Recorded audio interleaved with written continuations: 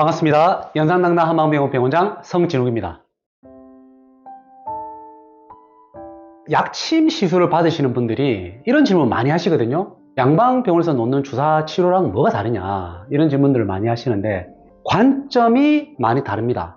도구가 비슷할 뿐이죠. 주사기로 통증이 있는 부위에 소염 진통제라든지 이 스테로이드 치료를 하게 되면 즉각적으로 염증을 깔아앉히고 붓기가 개선되면서 이제 통증이 좋아지는 경험들을 하게 됩니다. 한방에서 어떤 통증을 바라보는 관점은 경락이 흘러가는데 통증이 생긴다고 봅니다. 이걸 간단한 말로 불통즉통, 기운이 통하려고 노력하다 보고 애를 쓰다 보니까 통증이 생긴다는 개념이거든요. 양방에서 바라보는 아픈 부위의 염증을 억제를 하고 통증을 줄이는 관점으로 접근한다면 한방에서는 자연 치유 현상의 하나로 봅니다. 즉 우리 몸에 있는 경락이 인체에 구조 신호를 보내는 것, 그것을 통증이라고 인식을 하는 거거든요. 그렇기 때문에 몸의 자연 치유력을 극대화하는 방안으로 치료를 하는 방식이 약침 치료하는 방식이에요. 예를 들면 우리가 전립선이 안 좋은 분들이 허리가 아프신 분들이 있습니다. 그러면 허리 통증을 줄이기 위해서 이제 진통제를 맞고 주사 치료를 할 수도 있죠. 하지만 한방에서는 전립선 문제로 인해서 연관통으로 허리가 생겼다고 인식을 하고 허리에 있는 지실이라든지 대장술환 혈자리에 호두약침이나 녹용약침이나 자악어약침 같은 약침을 주입을 해서 인체에서 일어나는 자연스러운 경락 반응을 활성화시키고 인체의 자연 치유 능력을 극대화시키는 치료 방법을 쓰게 돼요. 그렇게 되면 허리 통증도 좋아지지만 자연스럽게 전립선 기능까지 같이 치료가 잘 되는 이런 방향으로 전개가 되는 겁니다. 통증이 있는 곳을 질병의 덩어리, 나쁜 곳, 이렇게 바라보는 부정적인 관점이 아니라 빨리 치유하기 위해서 스스로 보내는 신호로 인식을 하기 때문에 사람을 바라볼 때도 긍정적인 관점에서 바라볼 수 있는 그런 장점이 있는 거죠. 시술 방법에서도 차이가 나는 것이 한방 약침 치료의 차이점이다, 이렇게 설명드릴 수가 있을 것 같아요. 구체적으로 봤을 때는 약침은 단순하게 어떤 특정 성분을 맞는다, 그렇게 해서 이제 통증이 좋아지는 게 아니고 몸에서 이게 반응하는 혈자리에 약침을 시술함으로써 그 부위의 경락을 활성화시켜주고 자연 치유력을 올려주는 방향으로 치료가 진행이 되거든요. 약물을 복용하지 않고 주사제로 바로 들어갈 수 있는 장점도 있고 빠르고 간단하게 이제 병소 부위로 한약을 보낼 수 있는 그런 효과가 생기는 거죠. 혈자리에 정확하게 약침을 시술하는 능력이 중요하게 되는 거거든요. 그래서 약침을 시술할 때는 한의사가 직접 환자에게 혈자리를 찾아서 시술하게 되는 그런 차이점이 있고, 시술을 할 때 시술하는 오른쪽 손이 중요한 게 아니라 혈자리를 찾아내는 왼손의 능력이 더 중요합니다. 혈자리의 위치는 고정불변이 아니라 움직이고 사람마다 위치가 조금씩 차이가 나거든요. 그렇기 때문에 그 혈자리를 찾아내는 왼손의 능력이 중요하고, 혈자리의 어떤 경결의 정도, 즉 딱딱한 정도에 따라서 약침을 선별적으로 쓰게 돼요. 돌처럼 딱딱한 그런 혈자리다, 호두 같은 윤활 성분이 많이 있는 약재들을 사용해서 풀어주는 그런 치료를 하게 되고요. 물렁물렁하다면 영지 같은 또는 웅담 같은 그런 기운을 돌려주는 효과가 있는 약침을 사용을 하게 돼요. 똑같은 부위에 어깨 통증이 있더라도 사용하는 약침의 종류가 다르게 되고요. 그리고 혈자리를 정확하게 촉지하는 능력에 따라서 약침의 효과가 많이 차이가 나기 때문에 시술자의 시술 능력이 굉장히 중요하다는 게 또 주사 치료와의 가장 큰 차이점이기도 합니다. 봉침 시술은 한방에서 쓸 수 있는 소염 진통제 중에 좀 어떻게 보면 가장 강력하다, 이렇게 좀 설명을 드릴 수가 있을 것 같아요. 봉침 효과가 여러 가지가 있지만 일단 강력한 소염 진통 효과가 있고요, 면역을 올려주는 효과가 있고, 또 신경을 재생시켜주는 효과, 세포를 재생시켜주고 혈액순환을 도와주는 그런 효과들이 같이 있어요.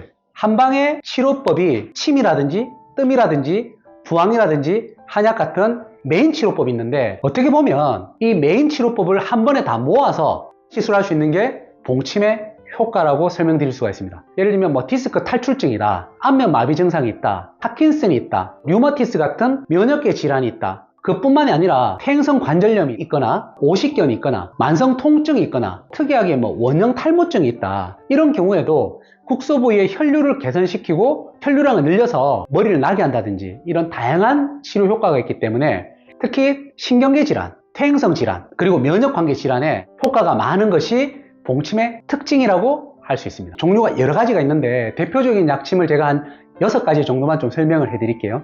첫 번째는 태반 약침이에요. 미용에 많이 쓴다, 피부 좋아진다, 또는 갱년기 효과가 있다, 이런 식으로 많이 이렇게 생각을 하시고 실제로 그런 효과가 뛰어납니다. 하지만 근골격계 쪽으로도 이제 태반약침의 효과가 상당히 좋은데요. 아주 긴장되어 있고 굳어 있는 근육을 재생시키거나 또는 손상된 신경이라든지 세포라든지 인대를 이렇게 재생시켜주는 그런 재생 효과가 상당히 뛰어나기 때문에 태반 자체가 갖고 있는 성장 인자를 이용해서 상처를 회복시키고 인대를 재생하는 그런 효과가 매우 좋은 약침이다, 이렇게 설명을 드릴 수가 있고요. 그리고 녹용약침이 있는데요, 녹용약침은 면역을 올려주는 기본 효과, 즉 약물로서의 어떤 녹용을 썼을 때 나타날 수 있는 기본 효과들이 다 있다고 보시면 됩니다. 특히나 퇴행성 관절염, 퇴행성 협착증과 같은 퇴행성 질환의 효과가 상당히 좋고요. 녹용 자체가 갖고 있는 강근골 효과, 뼈와 인대를 강화시켜주는 효과가 있기 때문에 근력이 약하거나 치료 회복 속도가 느린 분에게 효과가 좋고, 기운을 올려주는 효과가 있겠죠. 영지약침은 기본적으로 붓기를 잘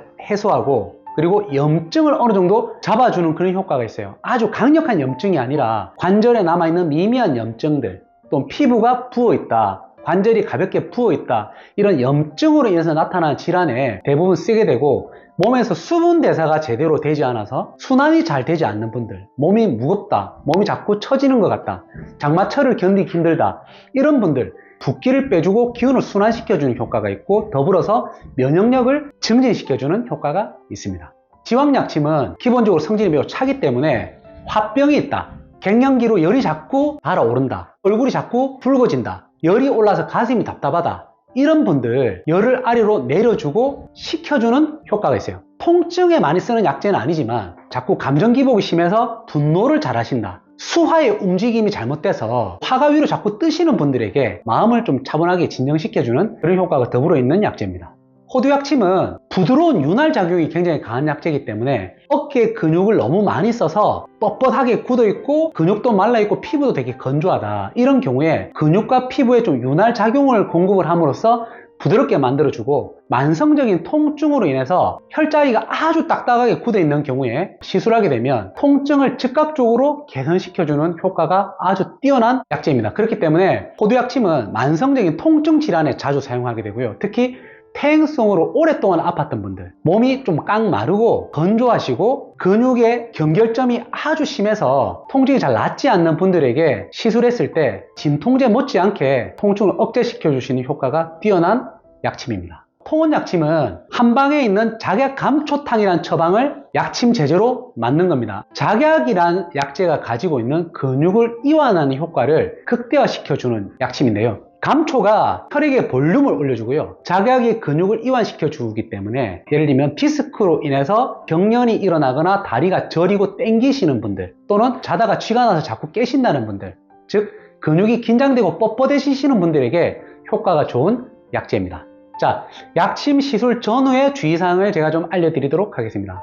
만약에 치료 전에 당뇨라든지 심혈관 질환이 있어서 혈전 용해제를 드시고 계신다, 그리고 어떤 특정 약제를 복용하고 계신다면 그런 부분들은 담당 의사 선생님에게, 한의사 선생님에게 좀 알려주시면 치료에 좀 도움이 될 것 같아요. 혈전 용해제를 드시고 계시면 약침 시술한 부분이 지혈이 좀 잘 되지 않는 그런 부분들도 있고요, 혈당이 아주 높으신 분들은 또 시술이 안 되는 분들도 계시기 때문에 그런 부분들을 좀 가려야 될 것 같고, 특히 알러지가 심하신 분들, 음식에 대한 알러지라든지 또는 알러지 비염이라든지 피부에 대한 알러지가 좀 많다, 이런 분들은 봉침 같은 경우를 시술했을 때 부작용이 날 가능성이 있기 때문에 철저한 피부 테스트를 하고 진행을 하게 됩니다. 그런 부분들을 꼭 말씀을 해주셔야 안전한 시술이 가능합니다.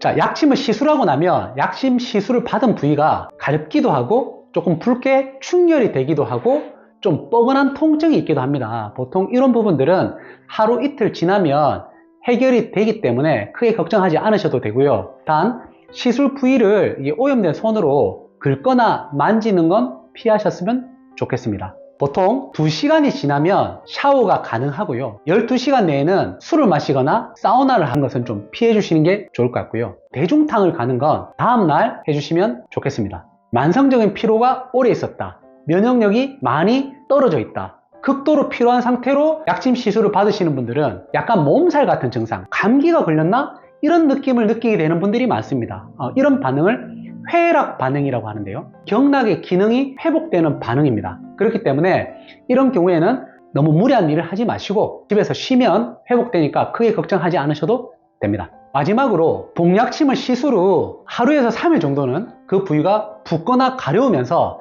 또 몸살 같은 증상이 나타날 수 있어요. 이것은 봉침을 맞고 몸의 면역작용이 활성화되면서 나타나는 현상이거든요. 이런 경우에 봉침 시술 받은 부위에 얼음찜질을 하거나 더운 음식을 먹거나 사우나 같은 걸 좀 피하시게 되면 자연스럽게 가라앉게 되는데, 증상이 지속되거나 견디기 힘들면 의료진에게 문의하시면 좋을 것 같습니다.